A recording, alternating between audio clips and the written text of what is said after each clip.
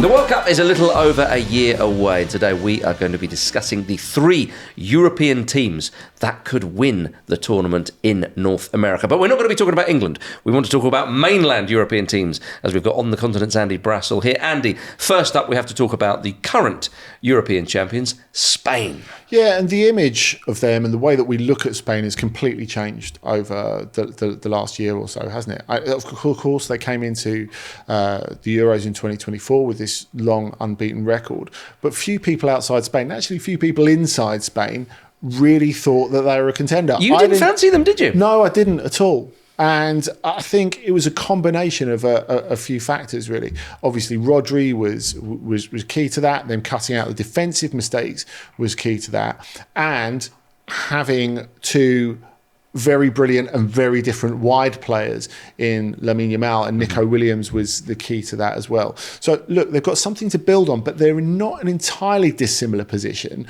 to the one that Italy were in 2021, coming out of the Euros that they won in a variety of countries, but ultimately England. Of course. I remember. Do you? Right. So I think it's interesting to see a team. I think we always assume when a team win at international level and win a major tournament at international level, that's it. They're an era definer. Whereas I don't think it necessarily needs to be like that. International football is a lot more unpredictable in the last couple of years. And with both Italy and Spain, they've come out of winning the last 2 Euros, and you've thought, okay, they're an interesting team, they're a developing team, they're a very good team who's played very good football and very attractive football to win this tournament. But there's more to come from them. And obviously part of that with Spain has to do with the age profile of the players. Well, that's the frightening thing about Spain, because Lamine Yamal he will go on to do, well, he's already done great things, and he can go on and do even greater things. And again, as you say about the age profile of the team, they won the Euros playing brilliant attacking football. Seldom do you see a side click like that in an international tournament. They didn't trudge through games. They were superb.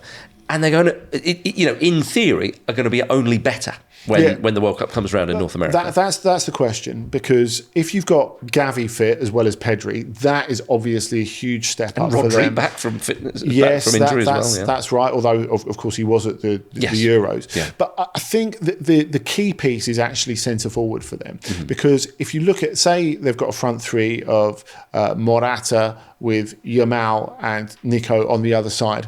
Great. We're already happy with that. And we know that Morata is about more than the goals and is a great leader for them, a great technical leader for them. But they've got someone coming up on the down low. It's Samu, who plays for Porto, who is a big, bustling striker, super strong, has been great in Portugal this season. Of course, almost joined Chelsea last summer.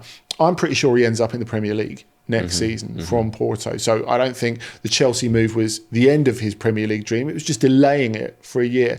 So if he comes into really good form in the Premier League and he's ready for World Cup 2026, this is a massive boost for Spain. You can think of, for example, France coming from the 1998 World Cup and going into the 2000 Euros with a completely ready Nicola Anelka and a much more experienced Thierry Henry, which gave them that extra little lift. So immediately, Spain are amongst the biggies for this tournament. Absolutely right. Don't forget to like the video and subscribe to our YouTube channel. And if you want more from this beautiful man, Andy Brassell, he will be over on the On the Continent YouTube channel, our sister channel over there, talking about European football. And today's video is all about Thiago Motta getting sacked by Juventus. Andy, we're talking about the European favourites, not England. We're going to put them to one side. And currently, with Spain, France are up there as well. Whenever a tournament comes around, you can't help but notice the talent and the experience they have in their squads.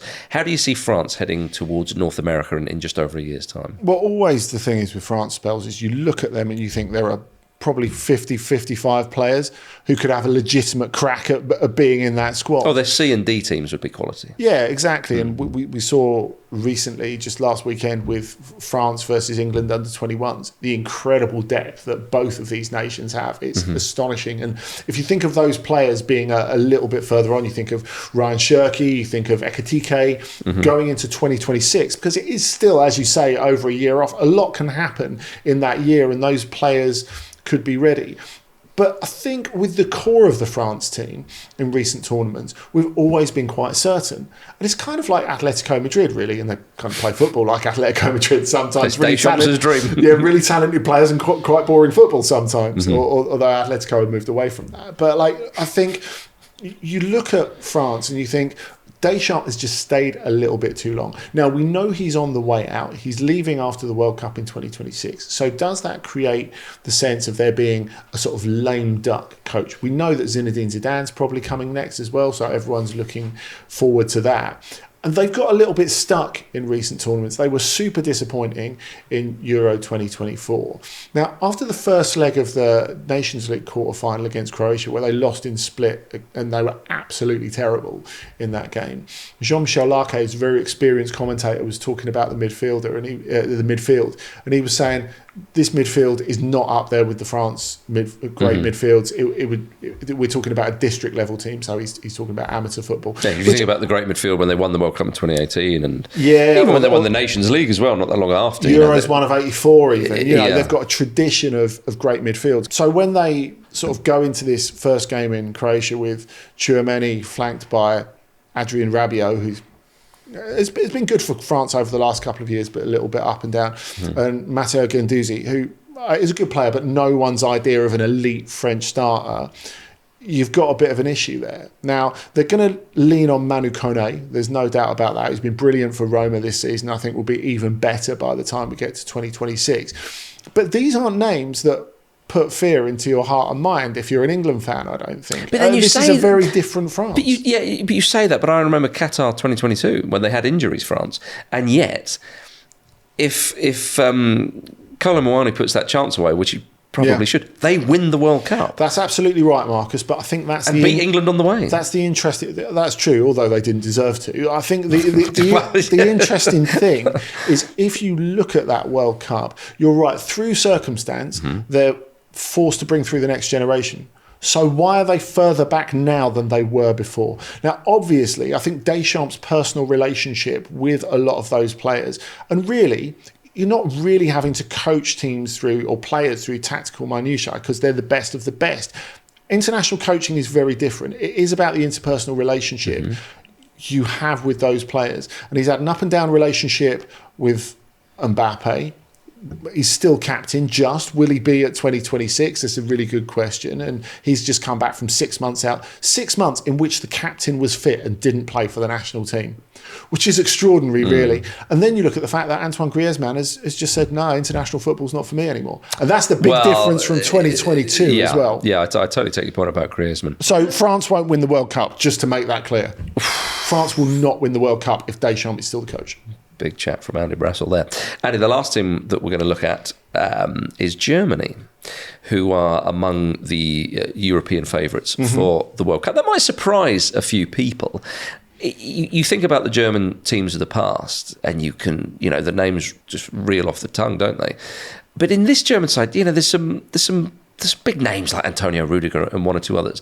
But they are among the favourites. How do you think Germany could go into the World Cup in North America? I think they could be really interesting. They'll be really fun to watch at the very least. And we talked about how things are a little bit stale under Deschamps with France. It's the opposite with Julian Nagelsmann. This is a quality of coach that even a year and a half ago, they never would have expected to get. And the fact that he's been so enthused by his experience that he said, right, I'm all in until Euro 2028. It's not something that we expect from someone who could walk into pretty much most club jobs. I think it's fair to say.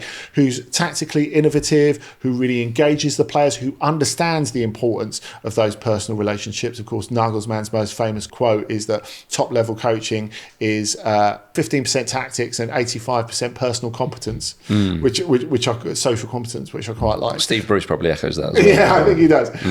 But I think you look at them and they really needed Euro 2024.